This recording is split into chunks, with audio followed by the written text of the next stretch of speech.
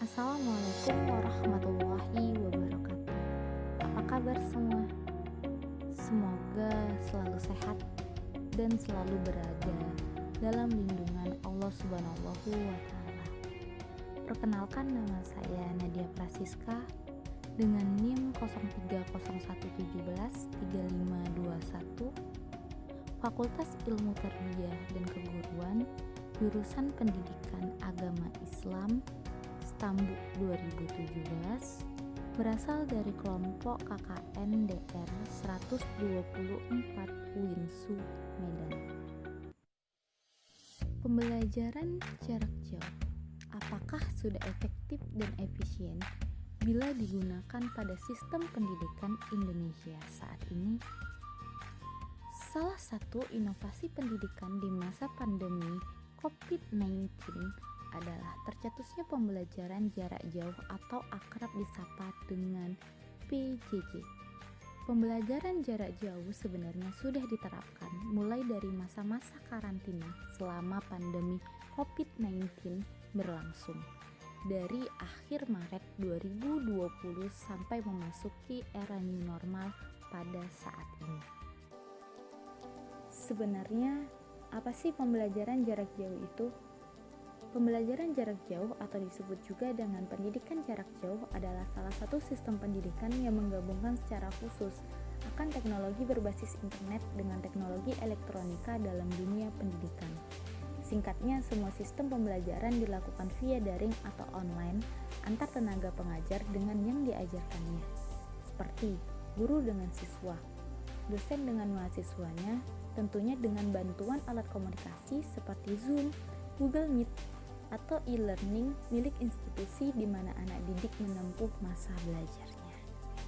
Sebenarnya, bukan hal baru pendidikan atau pembelajaran jarak jauh ini muncul ke permukaan dunia pendidikan, karena jauh sebelum masa pandemi COVID-19 pada tahun 1992, di Universitas Chicago sudah menggunakan metode pembelajaran ini untuk pertama kalinya dengan menggunakan berbagai alat teknologi informasi dan komunikasi seperti televisi, internet, radio, bahkan satelit sekalipun.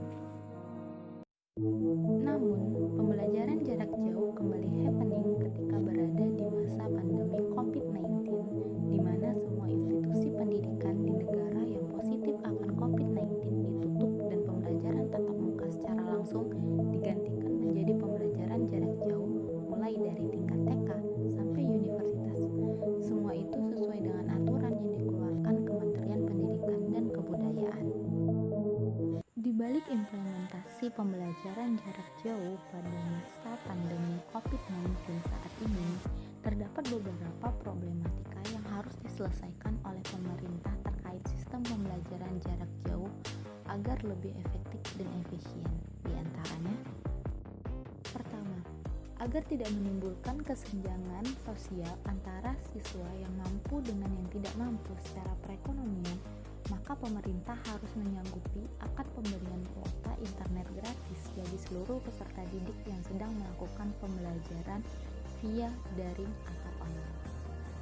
Kedua, pemerintah harus lebih sadar dan memperhatikan penuh akan kesulitan yang dialami pendidik dan peserta didik selama pembelajaran jarak jauh berlangsung.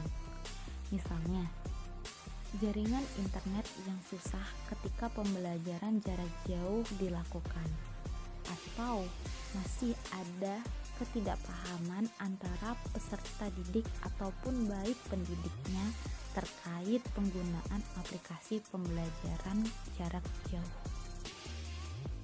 Ketiga, setidaknya harus ada kerjasama yang baik antara Kementerian Pendidikan dan Kebudayaan, Kementerian Agama, dengan institusi pendidikan akan masalah pendidikan selama masa pandemi COVID-19 berlangsung.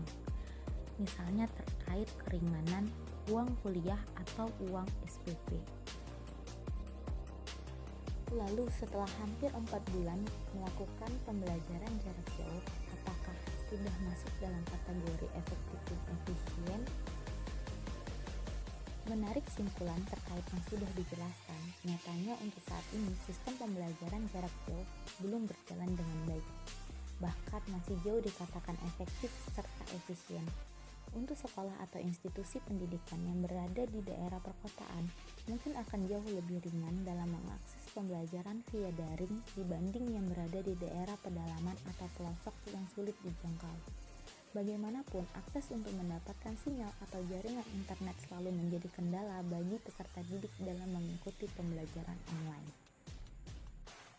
Untuk itu, bila nantinya PJJ ini dipatenkan menjadi sistem pembelajaran baru bagi dunia pendidikan di Indonesia, harusnya diproses dengan matang dan dipikirkan dengan baik bahwa tidak semua institusi pendidikan, pendidik, serta peserta didik siap untuk melakukan proses pembelajaran online ini.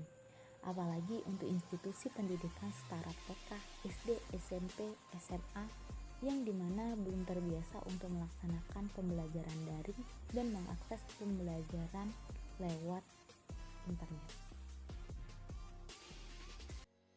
Semoga apa yang saya sampaikan dapat bermanfaat dan membuka wawasan teman-teman sekalian terkait pembelajaran jarak jauh yang sedang kita gunakan pada saat ini. Saya akhiri, wassalamualaikum